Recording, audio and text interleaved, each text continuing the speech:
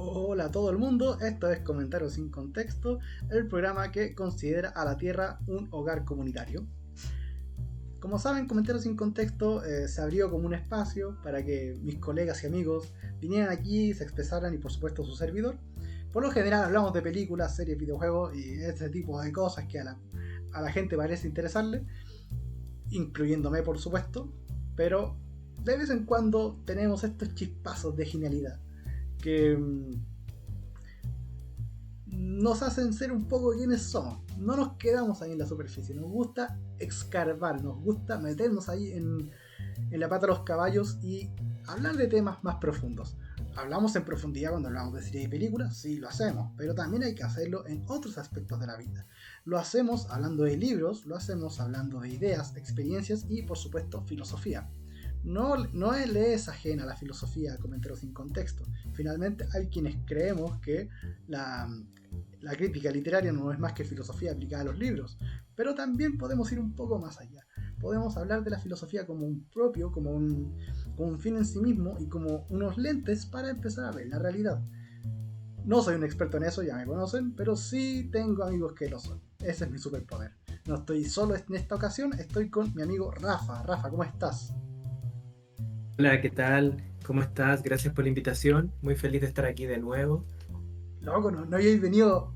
¿Esta es como tu tercera vez a Karma? As- No te invito nunca, ¿no es No, cierto? segunda. Es segunda vez, segunda vez. No, La porque. primera fue bueno, también sí, la premiación. Sí, Pero claro, el podcast sobre la muerte, la premiación y ahora y este nuevo esta, claro. podcast donde Claro. traigo un nuevo tema. El, Exacto. el, el público te pidió, ¿qué quieres que te diga? Así que había que Sí, invitarte maravilloso, nuevamente. me alegro. Y no Espero que solo les eso, guste sino lo que que, les traigo el día de hoy. loco, más encima, ni siquiera tienes avatar. Me doy cuenta de eso ahora. Ahora te estamos haciendo un avatar porque ¿Ya? los invitados que desde cierta fecha en adelante no habían venido no tenían avatar. Pero ahora te vamos a hacer un avatar, lógicamente. Ya, Así que perfecto. está en Vale, producción. gracias. Ok. Eh, No, genial. ¿Y de qué hablaremos el día de hoy? Bueno, el día de hoy les traigo un tema en el que he estado investigando los últimos 2 años. Un tema que me apasiona mucho, pero a pesar de que llevo 2 años investigando este tema, sigue estando en pañales, porque bueno, son grandes cosas, ¿no? El día de hoy quiero hablar sobre mi última investigación en torno a la Tierra, algo así como una filosofía de la Tierra o pongámoslo en términos quizá más fancy, una geología filosófica. Y me gustaría, no sé, exponer un poco algunas ideas que he ido recopilando sobre el tema de la Tierra o el problema de la Tierra. Y para ello tú me pasaste un texto escrito por ti. Me di cuenta que estaba escrito por ti después. Yo lo leí y dije, oh, qué bacán, entrete. Y ¿Ya? Ah, sí, el sí, pues, artículo. me lo pasaste para poder sumergirme en este asunto.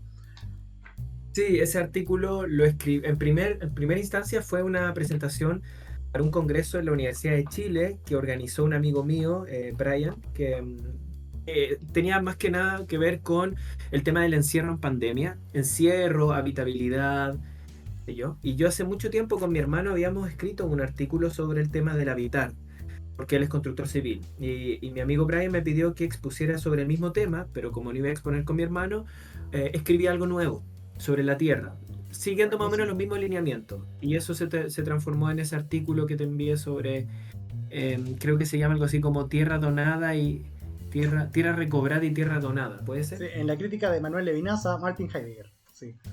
Eso, sí, ese mismo. Lo tengo, Sí, por cierto. ese. Te quería preguntar, Rafa, que bueno, este podcast no está en vivo, pero las personas que quieran leerlo antes de escuchar este capítulo, ¿a dónde deben ir?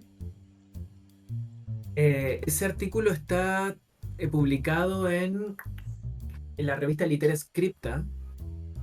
Ahí lo pueden encontrar, Litera Scripta.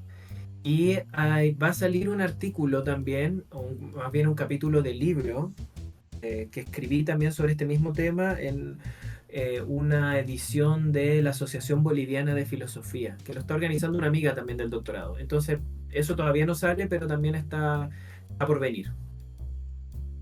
Fantástico. El problema de la tierra, la ética. En todo caso, si algún auditor por ahí está interesado, no logra encontrar el artículo en cuestión y todavía sigue Me escribe un interesado, correo. claro, nos contacta por Instagram, por Facebook, por YouTube y aquí les asesoramos en esa búsqueda.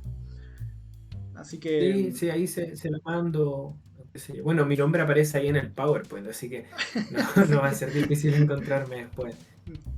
Oh, ya, eso. Así que podemos pasar a conversar del artículo propiamente tal. Él es. Sí, Sí, él es Rafa, yo soy Rodrigo. Estos comentarios sin contexto, el capítulo sobre la fenomenología de la Tierra y una crítica de Manuel Levinas a Martin Heidegger en lo que respecta a Tierra recobrada y Tierra donada. Empezamos pues. perfecto. De hecho, antes de hablar sobre el tema, sobre el artículo específicamente, porque claro, el artículo puede profundizarse bastante, pero yo quería más bien mostrar superficialmente de qué trata o de qué va. Claro, para Quería motivar a también la gente exponer, a leer el artículo en primer lugar. claro, si quieren pueden leerlo, por supuesto. Hay otros libros, ¿no? Sobre el tema, por ejemplo, está el libro de que se llama Martin Heidegger, Manuel Levinas y una política del habitar, and the Politics of Dwelling, que está bueno también.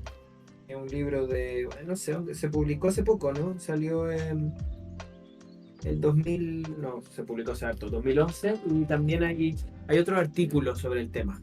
Pero antes de eso quería exponerte también qué es lo último que he ido descubriendo con respecto al tema de la Tierra, que no solamente se reduce en ese artículo, es más inédito, digamos, A ver, coméntame. siguiendo otros autores también. No sé si te interesa Por supuesto, siempre. que te muestre sobre eso.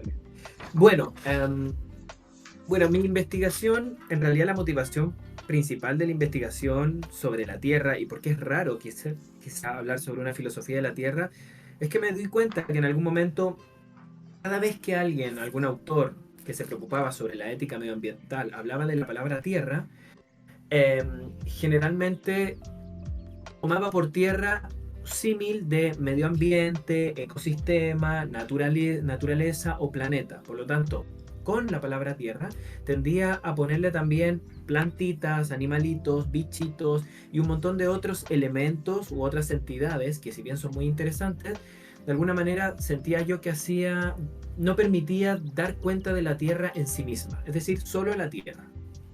Sin embargo, hacer una investigación solo de la Tierra es difícil porque uno nunca encuentra la Tierra así separada de todas las cosas que en ella viven. Pero para poder hacer eso, uno tiene que dejar de pensar la Tierra en la clave de planeta Tierra. Y por lo tanto, esta filosofía de la Tierra no piensa en ningún caso la Tierra como el planeta Tierra, sino que quiere encontrar el sentido de la Tierra en otras dimensiones.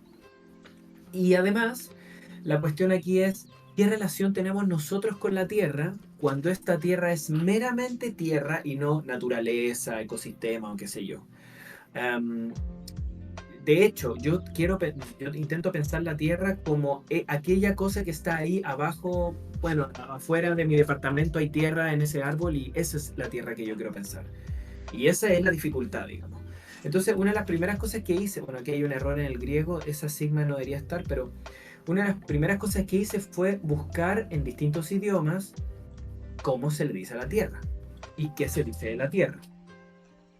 Y entonces me di cuenta que para entender la relación con la Tierra también hay que entender cómo se habla de la Tierra o qué palabras se utilizan. Por ejemplo, en el Timeo de Platón, Platón dice que el mundo está construido a través del fuego, topiros, y la tierra, hege. Viene la palabra Gaia, qué sé yo.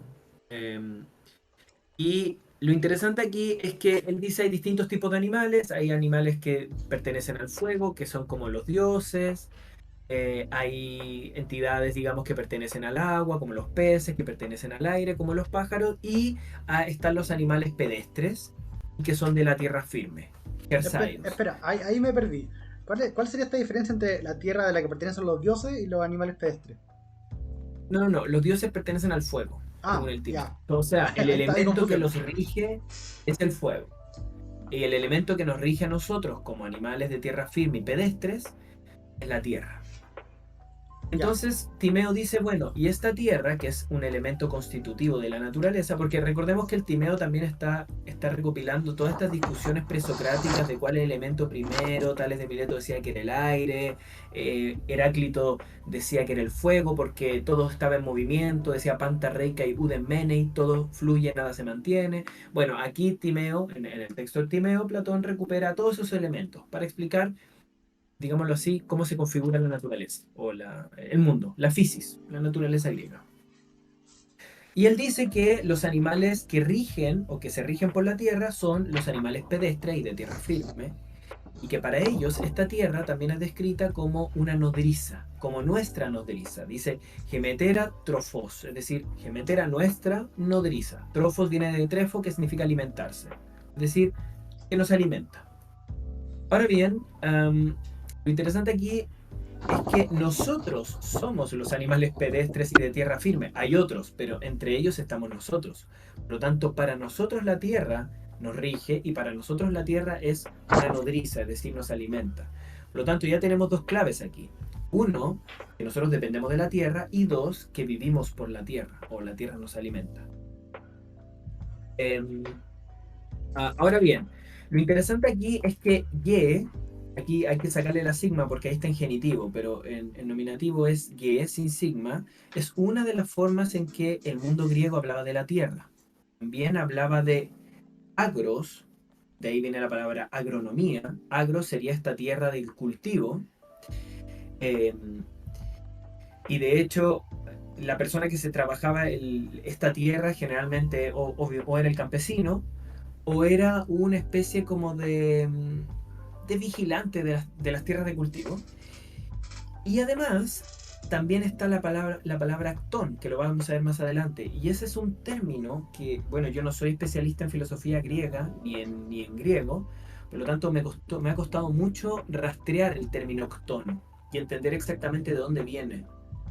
Pero la verdad es que en algún momento los griegos hablaban de los dioses ctónicos, y los dioses ctónicos eran aquellos dioses que venían en esta tierra, que pertenecían a esta tierra donde llegaban los pueblos. Era un dios como que era originario, por así decirlo. Lo interesante aquí es que Ctón tiene una palabra asimilada o relacionada que es epictonios, que significa aquellos que viven sobre la tierra. Lo vamos a ver más adelante en la diapositiva. Y de ctón viene la palabra autóctono, autos ctón, es decir, que viene de su misma tierra. Por lo tanto, pensar el ser autóctono tiene que ver con pensar esta relación con una tierra, ctón, eh, que es bien compleja porque en realidad ctón hace referencia a la tierra donde emergen los seres humanos. Entonces, bueno, después los griegos tomaron ge como el orbe, estamos pensando orbe, agros, como la tierra de cultivo, y ctón tiene al menos para mí, tiene este sentido bien oscuro como esta tierra desde donde provenimos, y pareciera que no era muy usado el término, al menos hasta ahora no he encontrado tanta referencia al término ctón como al término gay y agros, que son muchas más, ¿no? Em, no sé si me doy a entender con esta idea. Aparecen muchos términos griegos, es medio confuso quizás. Sí, sí, pero esto va a quedar grabado, así que me, Muy bien, bueno, voy quedando seguimos hasta ahora. entonces. Voy quedando bien. Perfecto. La cuestión aquí es que el mundo griego no era el único mundo en el que los términos tierra tenían un sentido o han tenido un sentido muy fuerte. También está, por ejemplo, la tierra en el mundo hebreo, que se puede dividir entre una forma de hablar de la tierra como Eretz, como la tierra Eretz Israel, por ejemplo, y otro término que es Adamá, que de hecho es un término solamente griego. Según las fuentes que he investigado, el término Eretz también lo comparte el hebreo, perdón, griego, el hebreo con otros lugares. Creo que la lengua persa también utiliza Eretz, pero Adamá parece que es solamente hebreo, solamente es un término hebreo. Entonces, no sé, pues aquí vemos el Génesis 1.27 que dice, y creó Dios al hombre a su imagen, y a imagen de Dios lo creó, macho y hembra los creó, y hombre se entiende aquí como Adán. Adán, ser humano, hombre, Sahar, macho. Pero Adán está en relación con Adamá. Dice, entonces Yahvé Dios formó al hombre con polvo de la tierra e insufló en sus narices aliento de vida, la ruach, ¿no? Y resultó el hombre un ser viviente. Y aparece el término Adamá. Lo interesante aquí es que Adamá y Adán pareciera que tuviesen una raíz, una misma raíz, ¿no? En realidad no se ve muy distinto una cosa con la otra. Ser humano y tierra. Por lo tanto, aquí en este relato, aunque por ejemplo Patani y Graves sostienen que en realidad esta relación entre Adamá y Adam no es tan precisa, pero en general se tiende a pensar que sí. Y en este relato ya vemos no solamente que la tierra, como los griegos, es nuestra nodriza y nosotros pertenecemos a ella, sino que también nosotros venimos de ella. Somos producidos por medio de la tierra. Por así decirlo, nuestro cuerpo es generado de la tierra, del polvo de la tierra. Entonces, ya el mundo hebreo te muestra una relación mucho más íntima entre ser humano y tierra. De hecho, Solamente estoy viendo... disculpa, quiero aportar un poco. Esto que tú pusiste, ese relato del Génesis 1, se enmarca dentro de uno de los... Bueno, existen dos relatos del Génesis. El relato sacerdotal correcto. Y el relato yavista. El relato sacerdotal, según se sabe hasta el momento, es el que va de Génesis 1 a 2, que narra la creación de la tierra y del ser humano en 6 días. Y luego está el relato ex yavista, que vendría a ser toda la historia de Adán y Eva hasta Noé. Y en este relato sacerdotal es el que tú estás describiendo. Y bueno, tratando de reforzar lo que dices respecto a que es una relación muy íntima con la tierra, se relata así al menos. Es un relato que probablemente fue escrito durante el exilio judío de Egipto, que durante estos famosos 40 años de travesía por el desierto. ¿El de Egipto o el de Babilonia? ¿De Egipto? No, Egipto. Egipto ya, sí. Que es por ahora lo que se sabe. Podría estar equivocado, sí. Pero no sé, lo que se escribió en Babilonia ya fueron otros textos. Otros rollos, sí. Ya, lo curioso con esta imagen que los judíos tienen con la tierra es que es al mismo tiempo castigo y es al mismo tiempo proveedora. Entonces están como en esta como tensión constante respecto a considerar su paso por la tierra como un pago por una equivocación, al mismo tiempo que la tierra en sí misma es un regalo para el que le está habitando. Y creo que eso ya lo vas a retomar más adelante. Sí, por supuesto. O sea, de hecho está esta idea de la tierra de donde emana leche y miel. Claro. Que sería la tierra prometida, pero por el otro lado está la maldición a la tierra, como maldita sea la tierra, la trabajarás con esfuerzo y qué sé yo. Que sucede, claro, cuando los padres de la humanidad son echados del paraíso. Claro, están estas dos imágenes, ¿no? Y también el Talmud ha escrito mucho sobre la tierra y sostienen que, claro, que Dios tomó el polvo de los 4 lugares distintos del mundo, y ese polvo de la tierra era de distintos colores y por lo tanto las pieles son de distintos colores. Hay un montón de configuraciones ahí, imágenes que generan esta cuestión de la tierra hebrea. Sí, muy interesante. Bueno, aquí están los términos tonos o octón, tierra, y epictonios, habitantes de la tierra. Y también está en el latín típico humus y homo, tierra y ser humano. Humus, homo. Entonces, ¿a qué es lo que quiero llegar en realidad? Quiero llegar simplemente a la idea de que ya en las lenguas antiguas hay una relación entre ser humano y tierra que también se puede encontrar en otras lenguas, como tengo entendido que las lenguas como de pueblo originario en México también tienen una recuperación muy fuerte. Bueno, y acá el mapudungún, ¿no? Mapu, también hay una relación ahí entre tierra y ser humano, ¿no? De hecho, mapuche significa hombre de la tierra, gente de la tierra, sí. Correcto, sí. Lo que no tenemos, por ejemplo, en nuestra lengua, entre ser humano, persona, qué sé yo, y tierra, que viene de terra, del latín, y que está relacionado, bueno, tengo entendido que está relacionado con lo seco. Por ejemplo, Dante en la Divina Comedia, en el poema 20 y tanto, no sé cuál, habla de la tierra como la gran seca, que sería lo seco, lo contrario a lo húmedo. Tierra, contraposición a mar. Y claro, en general cuando uno ve las lenguas más contemporáneas, la terre en francés, erde en alemán, earth, qué sé yo, quizá uno no ve tanto esa relación. Sin embargo, el alemán o el inglés tienen muchas más formas de hablar de la Tierra que el español, por ejemplo. El español parece que es un poquito corto, es un poquito corto. Mm, Pero bueno, la cuestión aquí es que ya desde las lenguas clásicas se observa una relación entre el ser humano y entre la Tierra, es decir, entre una antropología y una geología, o un discurso sobre la Tierra, pongámoslo así, una geología filosófica. Y lo interesante aquí también es que la Tierra, es raro hablar de la Tierra, porque generalmente la Tierra es objeto de estudio de la ciencia, de la geología, de la geomensura, de la geotérmica, no sé, de disciplinas que trabajan la Tierra. Eh, entonces, claro, cuando yo lo que intento hacer es una reflexión en torno a la Tierra que sea filosófica, yo lo que estoy proponiendo entonces es una relación que se haga cargo del vínculo muy estrecho entre ser humano y Tierra, y no solamente pensar la Tierra como un objeto de estudio, cuantificable, sino más bien como una forma de aparición, de manifestación frente al ser humano que es previa a la cuantificación. Es decir, o sea, la razón por la cual podemos hacer ciencias de la Tierra es porque la Tierra se da de una manera muy particular a nosotros. Y eso nos permite hacer ciencias de ello. Por ejemplo, si la Tierra no nos diera alimento, probablemente no existiría la agronomía como disciplina técnica. claro. Porque ¿para qué vamos a tener una disciplina como la agronomía si es que la Tierra no da alimento?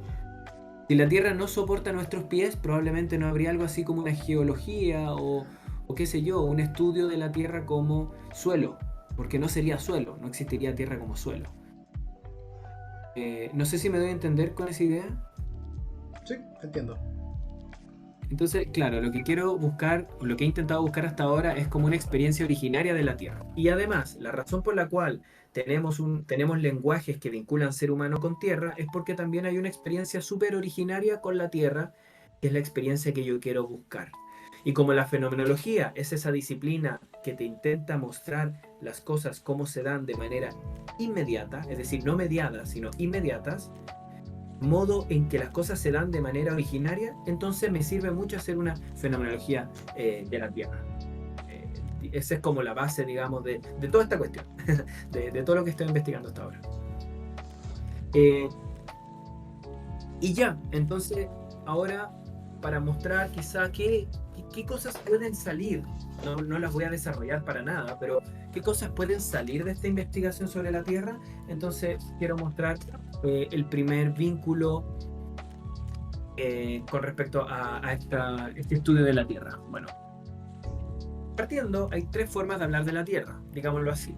Podemos hablar de la Tierra como suelo, el cuerpo suelo y de la Tierra como orbe. ¿Y qué significan estas cosas? Hay un autor que sostiene que la Tierra no se mueve. De hecho, tiene un texto que se llama La Tierra no se mueve. ¿Y por qué razón no se mueve? Porque en realidad, si tú miras hacia abajo, de tu ventana afuera o qué sé yo, la Tierra no se está moviendo. Sabemos que la Tierra se mueve porque, bueno, toda la astronomía ha hecho su estudio y ha demostrado que la Tierra se mueve, efectivamente. Pero la experiencia inmediata del ser humano es que la Tierra no se mueve. Pongámoslo de esta manera, el terraplanismo es algo así como eh, la constatación muy inmediata de que la cosa está quieta.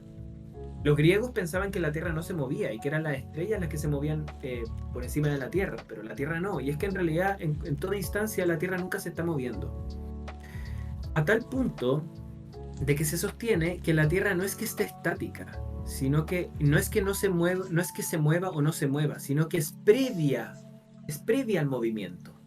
Lo que pasa es que la Tierra es condición de posibilidad del movimiento. Pongámosle hagámosle la siguiente imagen. Imaginemos que está volando un pájaro. Si la Tierra estuviese moviéndose junto con el pájaro que se mueve, misma dirección, misma velocidad, entonces probablemente el pájaro no se vería moverse, se vería estático.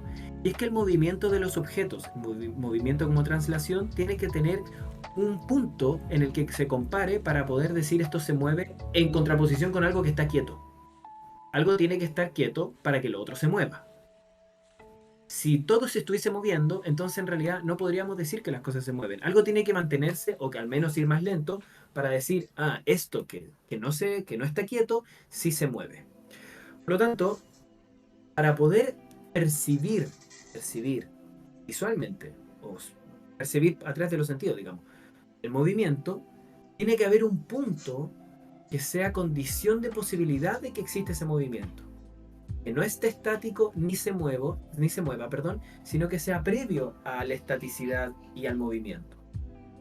Y por lo tanto, si definimos como a los cuerpos y a los objetos como posibles de moverse, entonces la Tierra, en un sentido muy originario, no es un cuerpo, no es un objeto y no se mueve ni tampoco está estático, sino que es la condición de posibilidad de dar cuenta del movimiento. Suena raro, ¿no? No, pero creo que craneándolo un poco me hace sentido, porque lo conecto con lo que he escuchado toda la vida de la teoría de relatividad de Einstein, que dice eso mismo que dices tú, que no es que algo se mueva o no se mueva, sino que las cosas se mueven en relación a otra cosa, y si todas estas cosas, si todas las cosas a las que tú tienes como referencia están, digamos, quietas, entonces realmente todo está quieto. Y creo que entonces, hay está el entendimiento científico, Kientia, lo matemático, la forma de entender esto desde esta perspectiva, pero creo que lo que intentas decirme, y no sé si lo estoy entendiendo bien, es tomar quizás esta misma idea, que tal vez no viene del mismo lado, pero quizás sí la misma idea, pero entender sus implicaciones filosóficas, ¿no? Claro, efectivamente. Lo que dice el autor aquí y su crítica fuerte es: nosotros como occidentales nos apuramos demasiado en pensar la Tierra como un orbe, como un planeta que está en un medio ambiente muy particular, que es el espacio, que no es nuestro medio ambiente, como dice un filósofo sobre filósofo Con el que autor trabaja te estos refieres temas. a Levinas, ¿verdad? No, en este caso estoy hablando de Husserl. Ya. Estoy hablando de Husserl. Claro, él dice, como occidentales nos hemos apurado mucho en pensar la Tierra como un planeta, pero la verdad es que la experiencia originaria no es esa. La experiencia originaria es que la cuestión no se mueve. Tampoco es que está inmóvil, sino que es lo que nos sostiene. De hecho, el hecho de que nosotros corporalmente hablando nos podamos desplazar es porque la Tierra no se está moviendo debajo de nosotros. Entonces, la experiencia más originaria es justamente que la Tierra no es que se mueva o no se mueva, sino que es antes del movimiento, previo al movimiento. Por lo tanto, no tiene nada que ver con eso, pero permite que se genere el movimiento. O sea, creo que también, así como lo comentas, es súper interesante que lo que dice el autor, cómo Occidente se ha apresurado a entender la Tierra como un orbe, en contraposición con esta idea instantánea que dices tú, porque eso también implica que quizá el rollo identitario de Occidente se pone en jaque. Y eso se pone en jaque mucho más eso rápido que lo que pasa en Oriente. Claro, sí, por supuesto. De hecho, vamos a ir justamente a eso, al problema de la territorialización. Buenísimo. No está tan perdido. Sí. No, está muy bueno. Hay un segundo nivel, el autor habla de un segundo nivel, que es cuando efectivamente podemos delimitar la Tierra como si fuese un objeto, digámoslo así, mensurable, pero está inmóvil. Y déjame darte un ejemplo porque con el ejemplo va a ser mucho más claro. Vamos al siguiente caso. Imaginemos que estamos yendo en un tren, en un metro. Estamos en el metro. Yo me muevo en el metro. Para mí, para que yo me pueda mover de vagón en vagón, de alguna manera los vagones están quietos. Que si no, yo no me podría desplazar de vagón en vagón, porque el vagón se movería conmigo. Pero en realidad el vagón sí se mueve, sabemos que se mueve. Pero se mueve sobre las líneas del metro, sobre los rieles. Y podemos decir que los rieles no se mueven. Eso sí que está verdaderamente quieto. Pero los rieles vibran, porque el vagón es pesado, entonces los rieles vibran. Bueno, entonces los rieles se mueven por sobre el concreto que está en la base donde se sostienen los rieles. Pero este concreto probablemente también vibre. Pero este concreto sí que se mueve sobre algo que no se mueve. Ese suelo sí que es estático y es condición de posibilidad de que todo lo demás arriba de él se mueva. Pero pongamos el siguiente caso. Imaginemos que cuando estoy cambiándome de vagón empieza un terremoto y se está moviendo toda la placa tectónica. Bueno, entonces la placa tectónica se mueve, pero se mueve sobre algo que no se mueve. Por eso existe el terremoto. El terremoto es posible porque sucede sobre algo que debería estar quieto. Por lo tanto, siempre puedo ir bajando de nivel hasta encontrar aquello que no se mueve ni se mueve, sino que es condición de posibilidad de que todo lo demás hacia arriba se mueva. No obstante, yo también puedo hablar, por ejemplo, de que Santiago se mueve. Entonces la tierra, que sería Santiago, toda esta región, ya no se entiende como esa tierra originaria que no se mueve ni se mueve, sino más bien como una tierra que en general está en reposo, pero que en este momento se está moviendo. Es decir, he pasado de un nivel originario de la tierra a un nivel donde yo ya puedo delimitar más o menos qué es lo que se está moviendo, pero que generalmente debería estar en reposo. Por eso yo puedo decir, he dejado la tierra de Santiago, o he dejado, no sé, la tierra de Chile y he entrado a la tierra de Argentina. Porque de alguna manera yo ya estoy delimitando la tierra, ya no es algo así como este paño originario, fundacional, que no se mueve ni se mueve, que no es un objeto, que no es un cuerpo, y lo he transformado en un objeto inmóvil. Hasta ahora está inmóvil, pero que yo puedo mostrar dónde empieza y dónde termina. No sé si, por ejemplo, déjame darte un ejemplo literario. Hay una obra que me gusta mucho, se llama Werner Herzog, se llama Del caminar sobre hielo. Herzog supo que una de sus grandes amigas, que creo que era una actriz, que se llamaba Lotte Eisner, estaba muriendo en París, y Herzog estaba en Múnich, ¿no? En München, en Alemania. Y él camina 900 kilómetros desde Múnich, desde München hasta París, del 23 de noviembre al 14 de diciembre, para ir a ver a su amiga. De alguna manera lo que está haciendo es como, él dijo, mientras no llegue allá, Lotte no va a morir. Entonces yo hago todo un camino y era como una especie de peregrinación.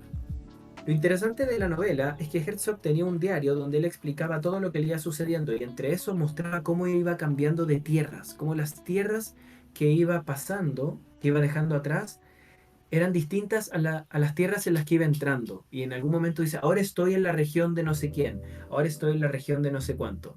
De alguna manera, Herzog lo que estaba haciendo es todo este gran paño de la tierra, lo estaba delimitando en otras tierras que eran distintas entre sí. Es decir, estaba generando una segunda comprensión de la tierra, que ahora sí se puede delimitar. Que es, esto termina aquí más o menos. Y quizás se pone a temblar, y si se pone a temblar es porque sí tiene la capacidad de moverse, solamente que en este momento está estático. Pero todo eso bajo la premisa de que hay una tierra originaria que no se mueve ni se mueve, que no es un objeto, sino que es, puse la llama la tierra-suelo, la Erdboden, la tierra-suelo. No sé si me sigues con la idea, igual es bien profundo, o sea, es bien abstracto. A mí también me ha costado mucho como enganchar esta idea. A ver, hay una imagen que se me viene a la mente de esta... típico que se muestra en las caricaturas cuando un personaje va viajando por el mundo y se muestra el personaje muy grande y el mundo muy pequeño, y a medida que va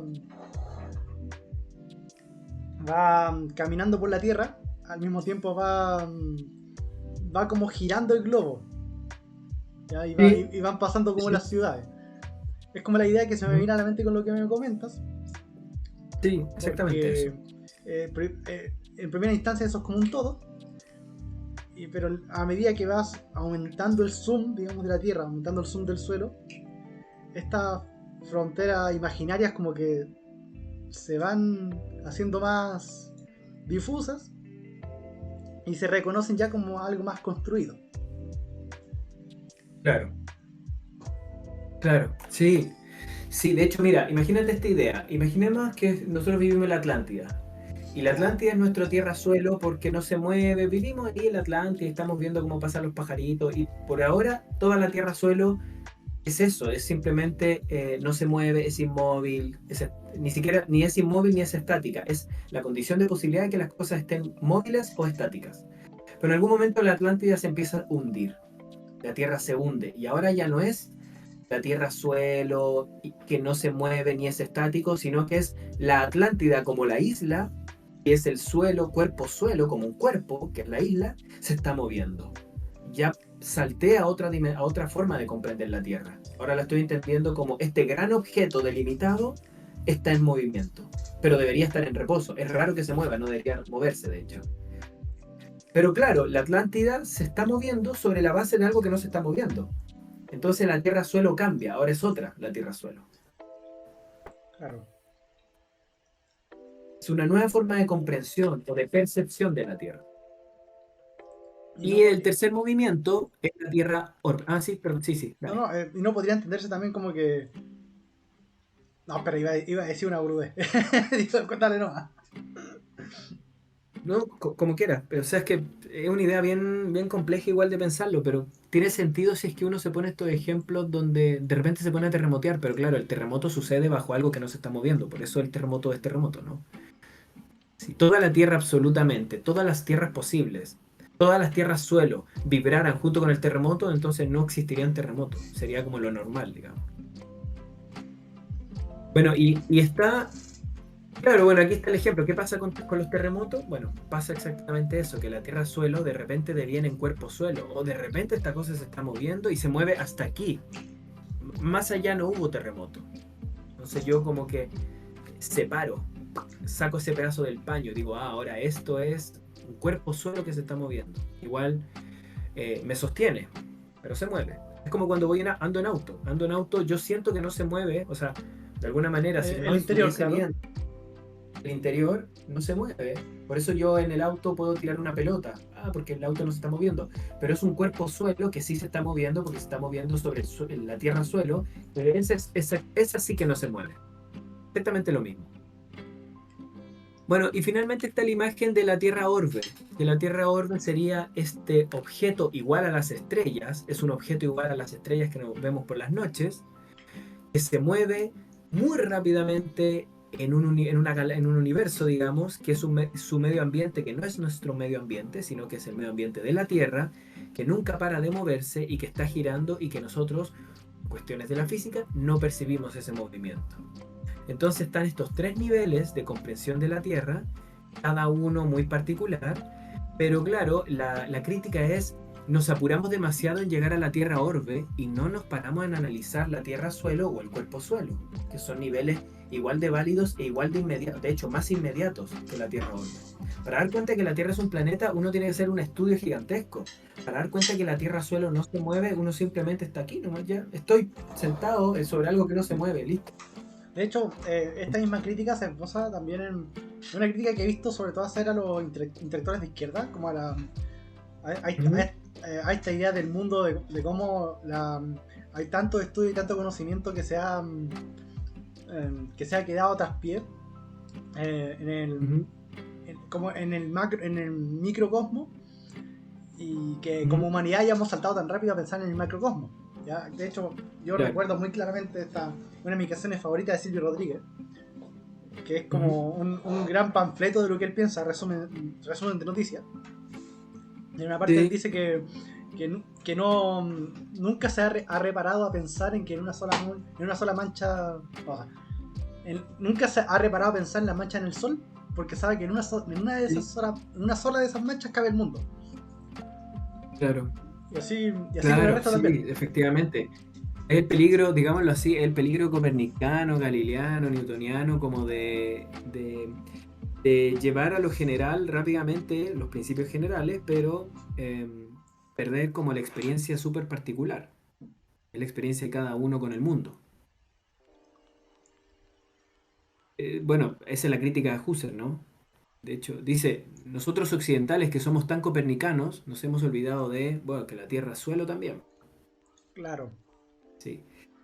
Ahora bien, esto tiene o sea, yo solo lo estoy mencionando, pero entender esto a cabalidad implica entender es muy mucha largo, filosofía digamos, detrás. el cuerpo, claro, cómo se entiende el cuerpo, cómo se entiende un objeto, cómo se entiende el movimiento, porque aquí Husserl es súper newtoniano, pero el movimiento no solo se define así. Aristóteles definía el movimiento en otra clave, entonces hay que entrar a definir el movimiento, el cuerpo, los otros, la comunidad, un montón de otras categorías. Pero esto es como, digamos, el resumen que es lo interesante para nosotros sobre el tema de la Tierra.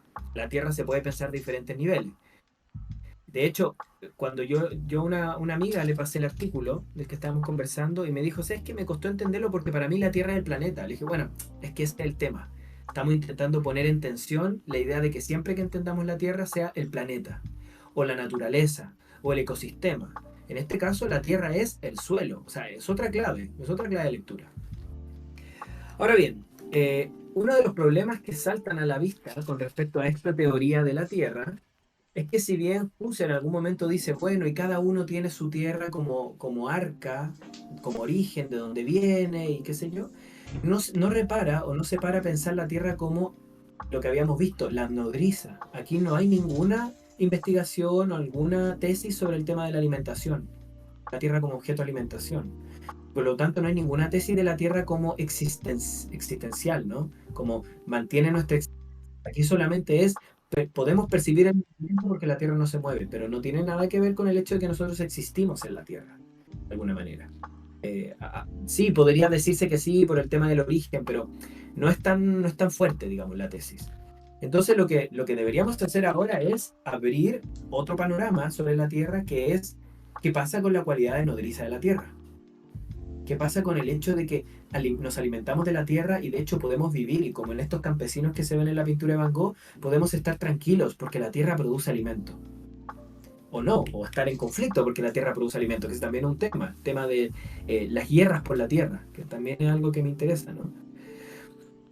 Entonces, si vinculamos la tierra con la existencia humana, entonces vinculamos la tierra con el movimiento de la existencia humana, es decir, con una existencia que se va desarrollando, que no es estática, sino que se va dando, deviene, ¿no? Y aquí nosotros podemos identificar también otros 3 niveles de la Tierra, que ya tienen que ver con la existencia, ¿no? Es otra clave, que es que nosotros llegamos a la Tierra, a vivir en la Tierra, cuando nacemos, pero nosotros siempre llegamos a una Tierra que es más vieja. ¿Quién es la persona que nos permite llegar a la Tierra? Son los demás, que nos acogen en esta Tierra, en este mundo. Es decir, la tierra también tiene el sentido originario de acogida. La tierra llega a ser tierra porque otros nos han dado la tierra. De manera muy concreta, los seres humanos, corporalmente hablando, tenemos necesidades, pero cuando nacemos no tenemos la capacidad de suplir o de satisfacer nuestras propias necesidades. Nos tienen que enseñar a cómo se hace. Por lo tanto, ya ahí hay una acogida esencial.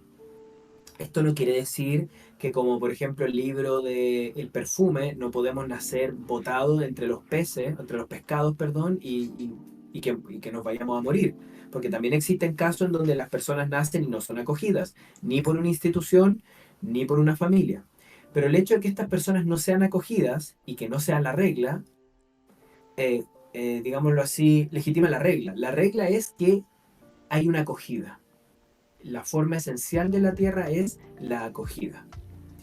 Por ejemplo, para hablar de los clásicos, Hesíodo, en la Teogonía, habla de la tierra, es decir, de Gaia, y dice algo muy interesante de Gaia. Dice, esta es Teogonía, dice que Gaia también dio a luz a las grandes montañas, deliciosa morada de diosas, las ninfas que habitan en los boscosos montes. Ella, Gaia, igualmente parió al estéril piélago de agitadas olas, el Ponto, sin mediar el grato comercio. Es decir, aquí hay toda una figura de Gaia como lo que genera, lo que hace generar todas las cosas, y por lo tanto, como este lugar donde las cosas nacen, y por lo tanto donde nosotros también nacemos. Nacemos en la tierra y somos acogidos en la tierra, en esta tierra. También podemos entender la tierra de esa manera, ¿no? Ahora bien, como la tierra la necesitamos para alimentarnos, como dependemos de la tierra, entonces la tierra también tiene un poder sobre nosotros. La tierra también se puede entender como el poder. No como una fuerza, porque una fuerza se puede luchar contra una fuerza con otra fuerza. Si yo, por ejemplo, quiero golpear algo y mi golpe no es lo suficientemente fuerte como para para romper la inercia del objeto, no lo voy a mover. Pero si fuese lo suficientemente fuerte, entonces sí lo movería. ¿Sabe? Entonces las claves de la fuerza siempre se puede vencer la fuerza. Pero el poder, quizá no. Quizá el poder es algo más general. No podemos vencer el poder. Y la tierra tiene un poder sobre nosotros que no podemos vencer porque siempre estamos necesitando a la tierra. Para alimentarnos, para saciar nuestra hambre, para pagar nuestra sed, porque de hecho aquí hasta podemos pensar la tierra que ejerce un poder también sobre los ríos, por ejemplo. El agua fluye por la tierra, pero es porque fluye por donde puede, porque la tierra tiene ciertas formas. Entonces también la tierra ejerce un poder sobre otros elementos de la naturaleza. Por lo tanto, ¿qué es lo que pasa? Que la tierra también, y ahí volvemos al tema quizá bíblico, la tierra es trabajosa, es un poder que tenemos que trabajar, porque dependemos de ella, tenemos que hacer que la tierra genere algo para nosotros. Y esto nos lleva a dos figuras, a que trabajamos y nos ponemos en una relación de cooperación entre todos nosotros, algo así medio hobbesiano, ¿no? Que Hobbes dice, bueno, el miedo a la muerte nos lleva a entregarle el ejercicio del poder al Leviatán y por lo tanto a generar un estado social, una sociedad, pero también nos lleva al conflicto. El hecho de que la tierra, de que dependamos de la tierra también nos lleva a un conflicto, porque los otros también pueden usurparnos la tierra, pueden usar la tierra contra nosotros o quitarnos la tierra. Entonces, también hay una dimensión de la tierra que es una dimensión súper conflictiva. De hecho, hay también un término griego para hablar de tierra que es era. No es Hera, sino Hera. Y está muy relacionado con Eris, que es la diosa de la discordia. Que Cronos, cuentan que Cronos pone a Eris en las raíces de la tierra. Por lo tanto, también hay una relación entre tierra y discordia y batalla, porque los primeros conflictos fueron conflictos de la tierra. Se cuenta, ahí habría que ver, yo creo que tú sabes más que yo sobre el tema, pero se cuenta que el conflicto, el fratricidio de Caín y Abel, también puede ser entendido como una forma de explicar que dos comunidades de ganaderos y de agricultores entran en conflicto porque los animales de los ganaderos le comen la hortaliza, digamos, a los agricultores, es decir, le invaden la tierra. Y quizá también en ese caso se puede pensar el conflicto, el primer fratricidio, ¿no? El primer homicidio como un conflicto de la tierra. De hecho, Dios le dice, ¿dónde está tu hermano? A Caín, y le dice, bueno, la tierra clama por la sangre de tu hermano. Es decir, la tierra ya está en relación con eso. Y después de eso se cuenta, ya no en la Biblia, sino en los estudios bíblicos, se cuenta que Adán y Eva no sabían qué hacer con el cuerpo de Abel, y después se dieron cuenta que habían unos animales que enterraban los cuerpos y entonces ellos lo enterraron. También se cuenta en otras interpretaciones que en realidad la tierra no aceptó a Abel hasta que Caín había muerto y después recién pudo absorber a Abel dentro de sí misma. O sea, la tierra también aparece aquí en el tema de la muerte, del homicidio, del conflicto y de la violencia.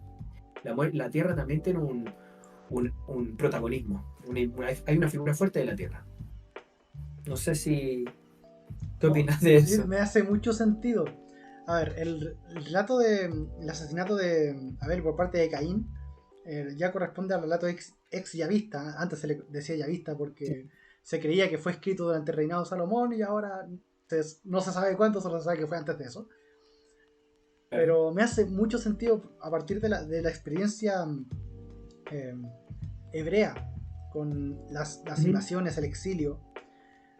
Tiene sentido que, aún que en términos escatológicos se haya construido espiritual y humanamente, aclaro eso por mi propia creencia, un relato en el que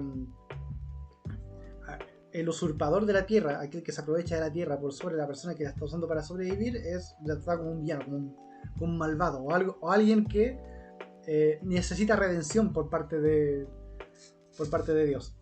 Me hace sentido. Sí. Y de hecho esto no solamente es de la cultura hebrea, sino que esto está en Hesíodo, esto está en Virgilio, esto está en las culturas digamos, romana, grecorromana, griega, ¿no? Aparece en todas las mitologías casi. Y entonces uno se pregunta, bueno, es que obvio que va a aparecer en todas las mitologías o en todos los relatos, en toda la historia, porque la Tierra, así es la experiencia originaria con la Tierra. Es discordia, es nutrimiento, es posición, es boden, no es suelo, es todo eso. Eso es lo que mi investigación intenta hacer, es recopilar todo eso que la Tierra es.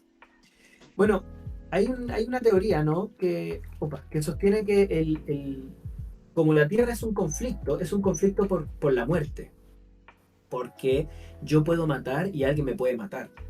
Pero cuando también existe la idea de que cuando yo me hago cargo de la muerte, yo logro despertar y tomar conciencia de mi mortalidad o de la mortandad, de mi condición mortecina.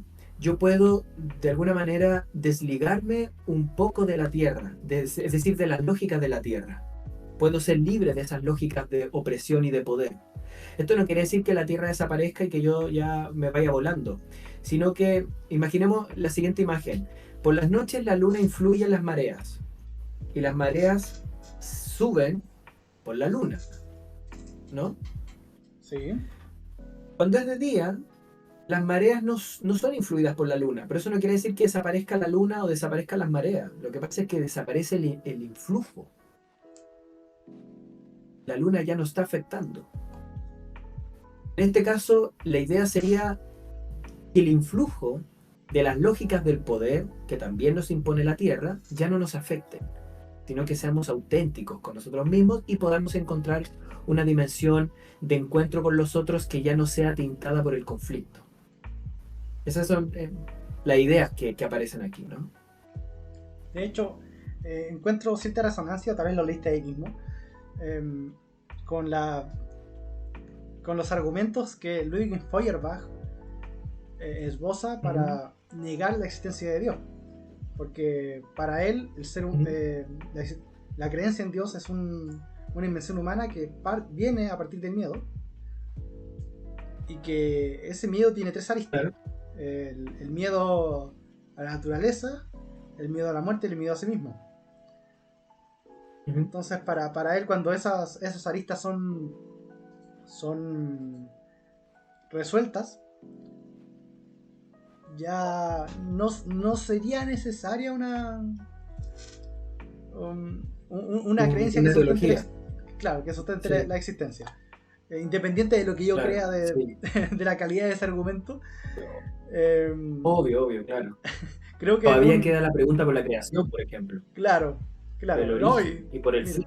Y además me parece que ese es un análisis súper interesante de cómo nace la creencia, pero decir que a partir de ahí la creencia es falsa es una falacia genética, no sirve, pero creo que como análisis que Feuerbach hace como de la relación del ser humano con la naturaleza, encuentro muy interesante y que creo que resuena un poco lo que dices tú, porque una vez que el ser humano, bueno, Feuerbach tiene una visión un poco más, no sé cómo decirlo, de sometimiento hacia la Tierra, porque para él, una vez que el ser humano somete a la Tierra y la ocupa para sus fines, para su sobrevivencia, para su tranquilidad, es que el ser humano la ha superado a la naturaleza. Y se convierte como en el verdadero señor de la naturaleza. Y no sé si ese sea el camino. Sí. Aquí no, la idea no es como volverse el señor de la naturaleza. Claro. Pero sí es desligarse de las lógicas de la naturaleza, o sea, de la tierra en este caso. No naturaleza, quiero pensar tierra, lógicas de la tierra. Sin embargo, yo no estoy de acuerdo con esta tesis. Yo creo que la tierra puede llegar más allá, puede llegar hasta ser un medio ético. Y ahí entramos al artículo. En el artículo que te mandé, todo el problema es qué pasa cuando la tierra se piensa a nivel ético. ¿Qué pasa con la tierra? ¿Cómo se usa la tierra para los demás? Hay una dimensión solidaria de la Tierra y ahora entramos al artículo. Miércoles, recién. Mira, sí, bueno. Me recuerda mucho a lo que, justamente leyendo el artículo con lo que podríamos acabas de comentar. Parte 1, parte 2 también, ¿eh? Podríamos hacer parte 1 y parte 2. Sí, si lo deseas. Sí, quizás, porque yo creo que el artículo igual da para discutir más, no sé. O sea, igual yo he tenido aquí podcast de 3 horas y ni un problema, pero dime qué te parece a ti, con qué te sientes más cómodo tú. Yo creo que estaría bueno que fuese un podcast más breve porque es un tema denso igual. Ya, me parece también. Un tema denso. Entonces, pero conversemos un poco más sobre el tema. ¿Qué opinas? A ver, si te hace sentido o no, te parece interesante, que tenga o no tenga proyecciones o no. ¿Qué opinas de eso? Mira, creo que hay mucho camino que recorrer para mí, como aquella persona que está en calidad de aprendiz aquí.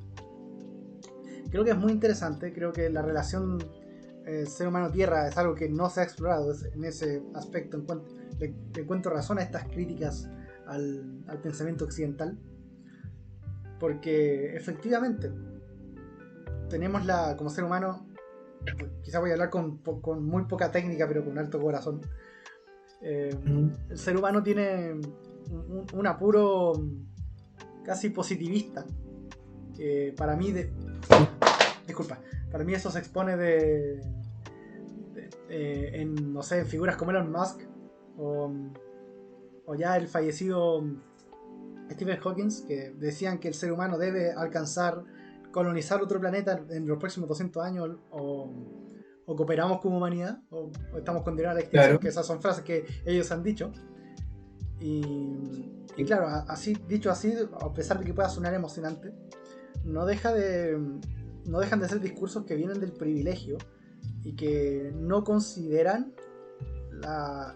el enorme mar de conocimiento y de experiencias que se están dejando acá. Y ya no más allá de términos de fronteras, como lo decías tú, sino en términos de suelo, de experiencias más ¿Me das 2 segundos? ¿2 Perdón, segunditos? te lo doy. Muy breve. Permiso, dame un segundo. Pero, para los que se lo preguntaban, lo que sonó feo fue mi teléfono cayéndose. Lo siento. Espero que no se hayan asustado los que escuchaban este podcast a las 3 de la mañana. Así que estamos en el medio tiempo del podcast dedicado a la Ya, lo siento. televisión tierra. Ahora sí. Y aquí termino el medio tiempo. Rafa, ¿cómo estás? Sí, acabo de volver. Oye, mira, me parece súper bueno tu comentario. De hecho, esto es una cosa que todavía no he investigado, o sea, quiero investigarla, pero todavía no he podido meterme en el tema, que es sobre el tema de las políticas de la Tierra. Pero Hannah Arendt, la gran autora, que encuentro que una autoraza, así como una más de lectura, en La condición humana, cuando comienza La condición humana, y va a hacer todo ese análisis sobre el tema de la política griega, que no se reducía a la economía, que hoy en día la política se reduce a la economía a través de la estadística, y este trípode que genera entre labor, trabajo y acción. Y ella dice, todo este análisis que estoy haciendo político solo tiene sentido si el ser humano sigue viviendo en la Tierra. Si el ser humano se va a vivir a otro lado y cambia esta Tierra, cambian las lógicas de la política también. Pongamos el siguiente caso, imaginemos que nos vamos a un planeta en donde hay tanto recurso que en realidad ya no hay que trabajar, está ahí. Bueno, cambia absolutamente las lógicas de cómo nos relacionamos políticamente. Claro, suena un poco ficticio esa imagen, pero la idea de Arendt es que el ser humano es así porque el ser humano habita una tierra que hace que las cosas sean así. Entonces, claro, esta idea como de vayámonos a otro planeta, qué sé yo, también no solamente es la tecnología, el encuentro con otros mundos, qué sé yo, sino también es cambiamos absolutamente la forma en cómo nos vamos a relacionar desde ahora en adelante. O sea, si estamos viviendo en un planeta que es tan grande que no tiene sentido tener, por ejemplo, límites, vallas, qué sé yo, fronteras, entonces ya, ¿cómo pensar la política? ¿Cómo pensar el Estado? ¿Cómo pensar los países? Es tan grande que es como, da lo mismo si nunca te vas a encontrar con tu vecino. Es tan pequeño que no puedes dividir las cosas en países. No puedes poner un límite porque es muy pequeño, como el planeta del Principito, por ejemplo. No sé. Todas esas cosas, ¿no? Todas esas cosas vienen a colación con el tema de la Tierra. La Tierra también hace depender nuestra forma de relacionarnos políticamente. Rígido, hermano. Sí, es un tema, es un temazo el tema de la Tierra. Lo que pasa es que ¿Por qué es difícil? Porque claro, generalmente cuando se habla de tierra, y eso lo hace por ejemplo el Papa Francisco, Laudato Si, también cuando habla de las teorías Gaia, hay un libro que se llama El grito de Gaia, pensar la tierra con Bruno Latour. También cada vez que hablan de tierras igual a naturaleza, ecosistema, medio ambiente, bla, bla, planeta, qué sé yo. Entonces, claro, estas cosas siento yo al menos que se empiezan a perder, estos matices, pero cuando uno va a recuperar la tierra solo la tierra como tierra, empiezan a aparecer todas estas cuestiones como, oh, mira, la tierra influye en todas estas dimensiones humanas.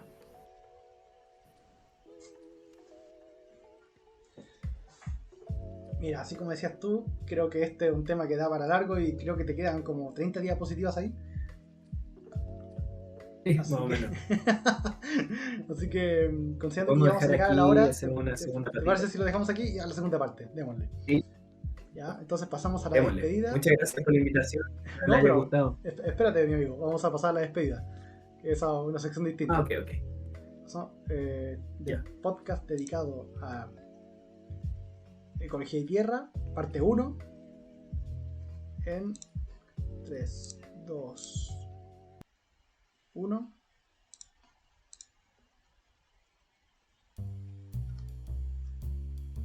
Pues bien, ya está en la parte final. Los que nos están escuchando, nos están viendo, lo notan porque ya está sonando la música del cierre. Mi amigo Rafa, ¿cómo te sientes? Bien, súper. O sea, creo que igual bombardeé con varias ideas que yo tampoco las tengo del todo claras porque requieren mucho tiempo, pero al menos nos dan algunas pistas, algunas directrices para pensar cosas que quizás no tendemos a pensar y podría llegar a ser interesante pensarlas. Eso. Rígido. Oye, muchas gracias por haber Quiero venido. agradecerte la invitación. Ah, por Sí, supuesto. por supuesto. No, un Y gusto, espero un que le haya gusto. gustado también, Un que haya sido de gusto, y lo interés. disfruté, lo disfruté. Y estoy seguro que las personas que te oyen también. Ha sido una real masterclass. Gracias por haber venido aquí. Gracias también a los que nos han escuchado. Gracias a quien compuso esta canción, mi amigo y hermano La Fe Andrés Godoy. Si lo quieren ir a escuchar, está ahí en YouTube, a.gen Music. Es un tipo muy talentoso. También agradezco a los mecenas que hacen de este espacio una realidad. Gracias, mecenas. Muchas gracias. ¿Cómo ser mecena? Qué buena pregunta. Para ser mecena solo tienes que contactarme por Facebook o Instagram. Soy el único comentario sin contexto que hay. Y pactar una donación de al menos $1. Con eso entrarán a una maravillosa comunidad de WhatsApp y Discord en la que estamos constantemente discutiendo, conversando y reflexionando sobre las cosas que tratamos en este programa. $1 les compra un voto. No somos muchos, así que su voto vale mucho. Siempre se me olvida que ya no tengo auspiciador como Anchor. Descansa en paz, Anchor, te extrañamos. Pero ya vendrá otro. Ya vendrá otro, sí, esa es la El actitud. Esa es la actitud. ciclo de la vida. No sé si quieres decir, Rafa, tus proyectos presentes y futuros, algo que nos puedas comentar aparte de tu próxima venida aquí para tratar este tema otra vez. Bueno, sigo haciendo el doctorado en filosofía, haciendo clases, escribiendo la tesis e intentar seguir trabajando en estos temas. Este no es mi tema de tesis, de hecho, mi tema de tesis es otro, pero es un tema que me ha apasionado tanto que le doy su espacio. Seguir avanzando en estos temas, en estas investigaciones, intentar también explicar o exponer un poco de esto en los cursos que estoy realizando, aunque sea un poquito, y, y ver qué pasa después del doctorado. Todavía me quedan 2 años, así que no me apuro, pero dándole con eso. No, hombre, futuro brillante, tengo la certeza. Te agradezco, Rafa, Gracias. te agradezco por haber venido. Espero que la próxima vez que estés por aquí ya tengas un avatar. Yo creo que te lo mereces. Así que Pero está en sí, producción. ojalá. Está en producción el avatar, Ya, está en producción. ya. Así que muchas gracias, Listo. te pasaste. Acá no, gracias a ti. Oye, disculpa, yo sé que leíste el paper, el artículo, y estabas preparado para hablar sobre el artículo y supongo que tienes Yo varias vengo aquí a hablar preguntas, de mi libro. pero no lo vimos, porque la verdad es que yo quería No, ya. exponerte estas cosas nuevas que me parecen interesantes, entonces ya para la segunda patita hablaremos directamente del artículo y quizás le dé tiempo a la gente que quiera leerlo de leerlo. Claro, claro. Muchas gracias, Rafa, te pasaste. Y sí, Ok, no, gracias a ti. para mí es un gusto tener más información de la esperada. De verdad, un privilegio. Así Ya, que genial. Qué bueno, me alegro mucho. él fue Rafa, yo fui Rodrigo, esto fue Comentarios sin Contexto, el capítulo dedicado a Ecología y Tierra parte 1. Y recuerden que aunque no notemos que nos estamos moviendo, siempre hay algo que decir. Hasta siempre, les quiero. Chao.